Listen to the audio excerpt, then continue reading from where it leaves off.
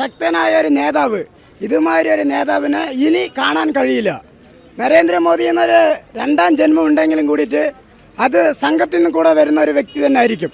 ഇനിയും ഇന്ത്യയിലെ അടുത്ത ഭരണവും BJP തന്നെ ആയിരിക്കും. ഉറപ്പിച്ചോളൂ, പാലക്കാട് BJP ഗ്യാരണ്ടിയാണ്.